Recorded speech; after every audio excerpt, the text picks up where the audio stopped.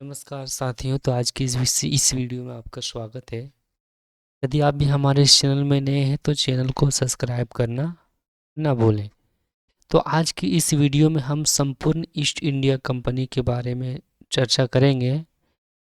ये वीडियो आने वाले सभी आगामी परीक्षाओं के लिए इम्पोर्टेंट है, यानी 10वां 12वां ग्रेजुएशन के सभी सेमेस्टरों और पोस्ट ग्रेजुएशन के सभी सेमेस्टरों के लिए। यदि आप भी हमारे इस चैनल में नए हैं तो चैनल को सब्सक्राइब करना ना भूलें और इस वीडियो को शुरू से अंत तक ज़रूर देखें ताकि ईस्ट इंडिया कंपनी के बारे में आपको दिलो दिमाग में ये बात पहुंच सके और इससे आने वाले क्वेश्चन का आंसर आप खुद लिख सकें और अच्छे से अच्छे नंबर ला सकें। तो चलिए वीडियो को शुरू करते हैं। ईस्ट इंडिया कंपनी एक ब्रिटिश व्यापारिक कंपनी थी, यानी एक व्यापारिक कंपनी थी जिसने भारत में 200 सालों तक शासन किया। कितने सालों तक? तो 200 सालों तक शासन किया। इसकी शुरुआत एक व्यापारिक संगठन के रूप में हुई थी, लेकिन धीरे धीरे इसने भारत पर नियंत्रण कर लिया और ब्रिटिश शासन की नींव रखी। इस लेख में ईस्ट इंडिया कंपनी के इतिहास, भारत में उसके प्रभाव, उसके अंत के बारे में हम जानेंगे। यानी हम कह सकते हैं कि ईस्ट इंडिया कंपनी जो था सबसे पहले यहाँ व्यापार के तौर पर आया था और धीरे धीरे व्यापार शुरू किया और एक समय ऐसा आया कि वो भारत पर शासन करने लगा। लगभग वो 200 सालों तक भारत में शासन किया। तो चलिए इसके बारे में हम चर्चा करते हैं कि आखिर ईस्ट इंडिया कंपनी की स्थापना कब हुई। तो ईस्ट इंडिया कंपनी की स्थापना 31 दिसंबर 1600 ईस्वी को ब्रिटेन की महारानी एलिजाबेथ प्रथम के आदेश से हुई थी। किसके आदेश से हुई थी? तो ब्रिटेन के जो महारानी थी, ब्रिटेन की महारानी जिसका नाम था एलिजाबेथ प्रथम के आदेश से हुई थी। कब? 31 दिसंबर 1600 ईस्वी को। यह एक निजी कंपनी थी, यह जो मतलब गांव वाला निजी कंपनी थी जिसे भारत और पूर्वी देश में व्यापार करने की अनुमति दी गई थी। उस समय यूरोप के कई देश मसाले, रेशम, चाय और अन्य कीमती वस्तुओं के व्यापार में रुचि रखते थे। ब्रिटिश व्यापारी भी इस व्यापार में हिस्सा लेना चाहते थे, लेकिन इसलिए उन्होंने एक समूह बनाकर इस कंपनी की स्थापना की। कंपनी को भारत और एशिया में व्यापार करने का विशेष अधिकार दिया गया, यानी ब्रिटेन से कोई और व्यापारी इन इलाकों में व्यापार नहीं कर सकता था। मतलब कंपनी में जो जितने भी लोगों का एग्रीमेंट बनाया गया उसमें कहा गया कि ब्रिटेन से और अन्य आदमी कोई भी भारत से कोई व्यापार ना कर सकेगा। और क्या करता था दोस्तों? तो यहाँ से मसाले जैसे कई कीमती चीज़ों यहाँ से कम दामों में ले जाकर और ब्रिटेन में अच्छे खासे रुपए में बेचते थे, जिस कारण यहाँ लास्ट में एक कंपनी स्थापित करना पड़ा। आगे पढ़ते हैं कि भारत में ईस्ट इंडिया कंपनी का आगमन कब हुआ। तो ईस्ट इंडिया कंपनी ने सबसे पहले भारत में व्यापारिक संबंध बनाने की कोशिश की। 1608 में कंपनी के पहले जहाज ने सूरत, जो अभी कहाँ पे है? गुजरात में है, तो सूरत के तट पर लंगर डाला। ठीक है, लंगर डाला। इसके बाद 1615 ईस्वी में ब्रिटिश राजदूत सर थॉमस रॉय ने मुगल सम्राट जहांगीर से मुलाकात की और व्यापार की अनुमति मांगी। जहांगीर ने कंपनी को सूरत में व्यापार करने की इजाज़त दे दी, लेकिन यही सबसे बड़ा भूल था दोस्तों, क्योंकि यहीं से जब अंग्रेज़ का आगमन हुआ तो धीरे धीरे पूरे 200 साल तक अंग्रेज हमारे भारत को लूटते रहे। ठीक है, धीरे धीरे कंपनी ने भारत के अन्य हिस्सों में अपने व्यापारिक केंद्र यानी फैक्ट्री बनाना शुरू कर दिया। 1611 ईस्वी में उसने मसूलीपट्टनम, जो आंध्र प्रदेश में, अपना कारखाना बनाया। वो 1612 ईस्वी में वो सूरत में बनाया। 1639 ईस्वी में मद्रास में बनाया और 1668 ईस्वी में बम्बई में बनाया। 1690 ईस्वी में कोलकाता में इसने सब अपना फैक्ट्री बनाया। अब इनके व्यापार से सत्ता तक का सफर के बारे में हम चर्चा करते हैं। ईस्ट इंडिया कंपनी सिर्फ व्यापार करने आई थी, लेकिन जल्द ही उसने भारतीय राज्यों को राजनीतिक में दखल देना शुरू कर दिया। लेकिन कहा जाता है कि ईस्ट इंडिया कंपनी जो यहाँ आया था सिर्फ व्यापार करने आया था, लेकिन जब धीरे धीरे यहाँ के वातावरण और यहाँ के लोगों के बारे में समझने लगा तो यहाँ क्या करने लगा कि राजनीतिक में दखल दे दिया और यहाँ पे अपना हुकूमत जमाने लगा। 18वीं शताब्दी में मुगल साम्राज्य कमज़ोर हो चुका था और कई छोटे छोटे राज्य स्वतंत्र हो गए थे, आज़ाद हो गए थे। कंपनी ने इसी स्थिति को फ़ायदा उठाकर अपनी शक्ति को बढ़ानी शुरू कर दी। उसके बाद आ गया प्लासी का युद्ध। प्लासी का युद्ध कब हुआ था दोस्तों? तो प्लासी का युद्ध 1757 ईस्वी में हुई थी।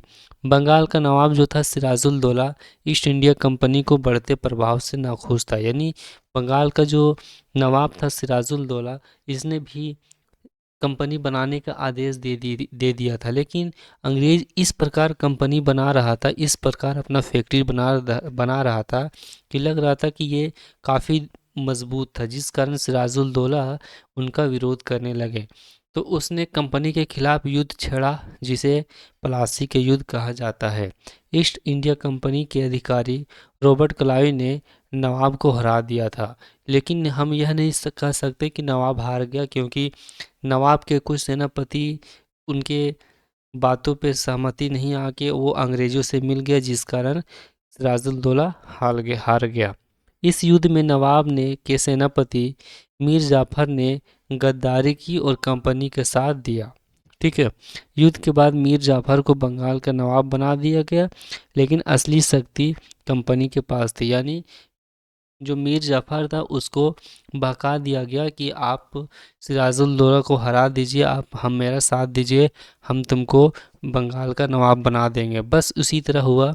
बंगाल का तो नवाब मीर जाफ़र को बना दिया, लेकिन बंगाल के जितने भी शक्ति था सारा कंपनी अपने अनुसार चलाता था, जिस कारण एक समय ऐसा आया कि फिर मीर जाफ़र को भी बंगाल का नवाब से गद्दी से हटाना पड़ा। उसके बाद फिर आया बक्सर का युद्ध। जब प्लासी का युद्ध ख़त्म हो गया, जिसमें सिराजुल-दौला हार गया, बंगाल का नवाब बन गया कौन? मीर जाफ़र। उसके बाद फिर आया बक्सर का युद्ध। बक्सर का युद्ध जो हुआ वो 1764 ईस्वी को हुआ। बंगाल बंगाल अवध और मुगल सम्राट शाह आलम द्वितीय की संयुक्त सेना ने ईस्ट इंडिया कंपनी के खिलाफ युद्ध लड़ा। यानी इसमें 3 लोगों ने मिलके ईस्ट इंडिया कंपनी के खिलाफ युद्ध लड़ना शुरू किया, लेकिन कंपनी ने इस युद्ध में भी जीत हासिल की। इसके बाद 1765 ईस्वी में इलाहाबाद संधि हुई, जिसमें मुगल सम्राट ने कंपनी को बंगाल, बिहार और उड़ीसा की दीवानी दे दिया। यानी वहाँ राज्य वसूली करने का अधिकार दे दिया, यानी टैक्स वसूली करने का अधिकार दे दिया। अब ईस्ट इंडिया कंपनी सिर्फ व्यापारी नहीं बल्कि एक शासक बन चुका था और एक राजा बनने के कारण वह हुकूमत जमाने लगा था। अब हम ईस्ट इंडिया कंपनी का शासन के बारे में हम चर्चा करते हैं कि ईस्ट इंडिया कंपनी ने धीरे धीरे भारत के बड़े बड़े हिस्सों पर नियंत्रण कर लिया। उसने भारतीय किसानों और व्यापारियों पर भारी कर लगा दिए, यानी भारी टैक्स लगा दिए, और अपनी नीति से कोई भी भारतीय उद्योग को नुकसान पहुंचाना शुरू कर दिया। कंपनी की नीतियां क्या थी दोस्तों? तो वह भारतीय जनता पर प्रभाव बहुत ज़्यादा पड़ने लगा, क्योंकि उसका क्या था कि उसकी सबसे पहले थी कृषि नीति। यानी कंपनी ने किसानों से ज़बरदस्ती नकदी फसल उसे कहते हैं जो नील, कपास, अफीम जैसे उगाता है, तो उगाने को कहा, जिससे वे गरीबी में गरीबी में चली गई, क्योंकि ये सब फसल उगाने में बहुत ज़्यादा मेहनत करनी पड़ती थी और उनके बदले में ज़्यादा रकम भी नहीं देना पड़ता था।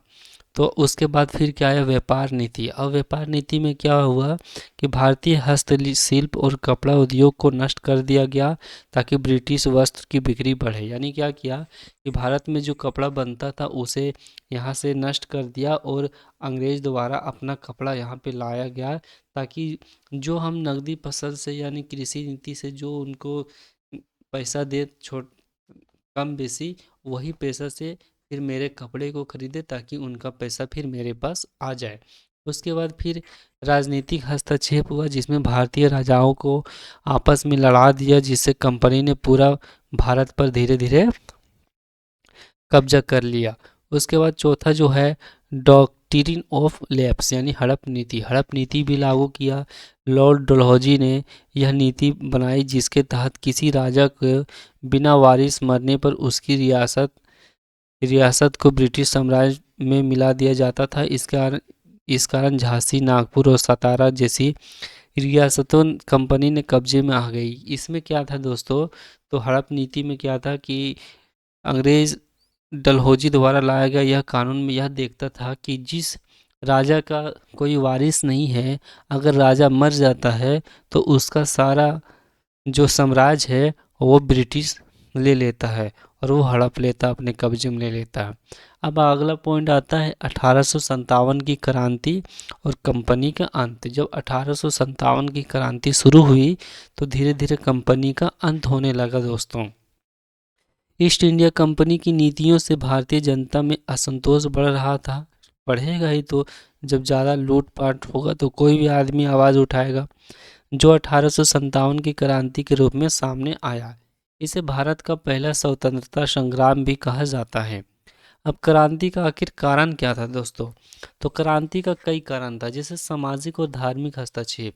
भारतीयों को लगा कि कंपनी जो है उनकी सांस्कृतिक और सामाजिक धर्म में हस्तक्षेप कर रही है।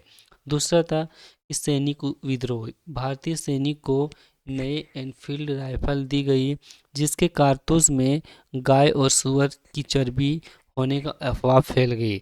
इससे हिंदू और मुस्लिम सैनिक नाराज हो गए। तीसरा क्या था, तो राजाओं और किसानों की नाराज़गी, यानी हड़प नीति राजाओं के लिए नाराज़गी थी और भारी कर जो था, भारी टैक्स जो था वो किसानों की नाराज़गी थी। तो इन दोनों ने भी कंपनी के खिलाफ आवाज़ उठाना शुरू कर दिया। अब बात आती क्रांति का मुख्य केंद्र और नेता कौन थे। तो मेरठ में 10 मई 1857 को सैनिकों ने विद्रोह शुरू किया था। कब किया था, तो मेरठ में 10 मई 1857 को सैनिक ने विद्रोह किया था। दिल्ली में मुगल सम्राट बहादुर शाह जफर ने घोषित किया गया। कानपुर में नाना साहब ने विद्रोह किया।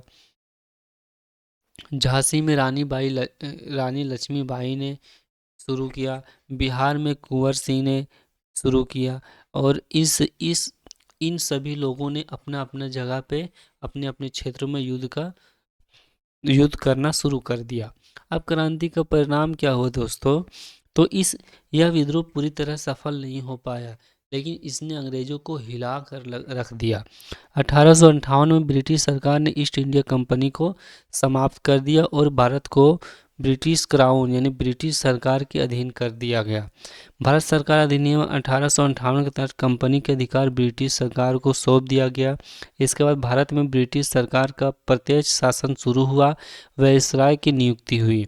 अब आता है निष्कर्ष दोस्तों कि ईस्ट इंडिया कंपनी सिर्फ एक व्यापारिक कंपनी थी, लेकिन धीरे धीरे उसने पूरे भारत पर कब्जा कर लिया और शासन करने लगी। इसने भारतीय अर्थव्यवस्था को बर्बाद कर दिया और भारतीयों को शोषण किया।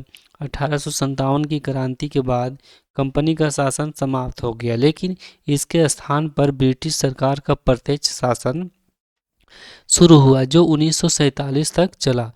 ईस्ट इंडिया कंपनी के शासन ने भारतीय स्वतंत्रता संग्राम की नींव रखी, भारतीयों में राष्ट्रीयता की भावना को जगाया। अंततः 1947 में भारत स्वतंत्र हुआ, लेकिन ईस्ट इंडिया कंपनी के दौर की घटनाएं आज भी इतिहास के पन्ने में दर्ज है। तो आज की वीडियो बस इतना ही है दोस्तों।